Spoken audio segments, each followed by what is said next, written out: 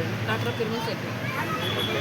మనం రీసెంట్ టైంలో నిన్న చూసుకున్నట్టయితే నిన్న రాత్రి బంగ్లాదేశ్లో మన మన హిందూ అయిన దీపుని అతి దారుణంగా కొట్టి బ్రతికుండగానే ప్రాణాలతో చెట్టు కడేసి వాళ్ళు కాల్చి చంపడం జరిగింది. దీనిపై మీ స్పందన? ఎందుకు చేస్తారు అంత దారుణం? ఎందుకు చేస్తారు? హిందూ ముస్లింలు ఒకటే అని చెప్పిన ఆ ఒక్క మాటకు అతన్ని అంత దారుణానికి పాల్పడ్డారు వాళ్ళు బంగ్లాదేశ్ ముస్లింలు. నేను ఒక్క మాట చెప్పినందుకు అంత దగ్గర పెడతారా? నేను బంగ్లాదేశ్ అంత రాక్షస కాండ లేకపోతే రావణ కాండ అని అర్థం కావట్లేదు.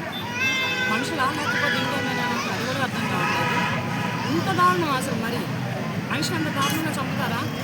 ఇష్టమైతే వదిలేయండి, లేకపోతే తరిమి కొట్టండి మీ దేశం నుంచి. అంతేగాని ఇదే ఇంత కొట్టి చంపి మళ్ళీ పెట్రోల్ కోసం మనిషి బతుకుండగానే ఉరిదీసి చంపుతారా? ఏం దేశం అయ్యా అది?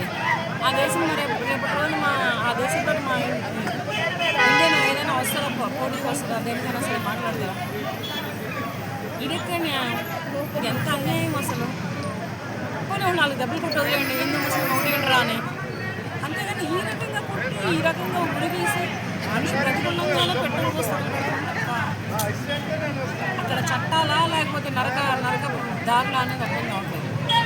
మనిషిని అటువంటివి చేస్తారన్నమాట. చాలా ప్రాబ్లం ఉంది ఆ దేశానికి. బంగ్లాదేశ్కి వెళ్ళాలన్నా కానీ ప్రజలు భయపడతారు కదా వేరే దేశం నుంచి కొత్త ఫుడ్ కోసం. ఇంక ఇంగ్రీడియంట్స్ ఏం పోతారు అక్కడికి? మంచి మంచి టాలెంటెడ్ పర్సన్స్ ఏం పోతారు అక్కడికి? ఏదైనా నోరు జారినా ఏం మాట్లాడారు? తప్పేం లేదు కదా.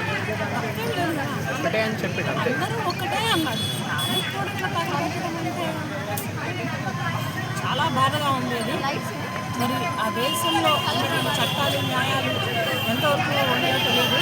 ఒకటి మన దేశం నుంచి వెళ్ళారు కనుక అతను మన దేశ ప్రధానమంత్రి లేదని ముఖ్యమంత్రి లేదని మాట్లాడి మారణ హోమాలని ఆపితే బాగుంటుంది.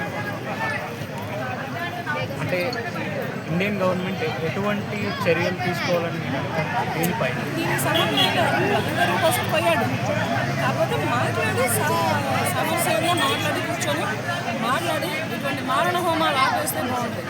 బ్రతుకు తెరుగు కోసం పోయిన వాళ్ళు కొట్టి ఉరేసి ఊరిలో చచ్చిపోకపోతే మళ్ళీ పెట్రోల్ కోసం చంపడం మనుషులు అనుకుంటున్నారా లేకపోతే ఏమనుకుంటున్నారు? ఇంతటి మారణ కాలం నేను ఎక్కడా చూడలేదు. ఇంతటి మారణ హోమాలు నేను ఎక్కడా చూడలేదు. నేను ఇండియన్ కంట్రీ కొంచెం మాట్లాడి కూర్చోబెట్టి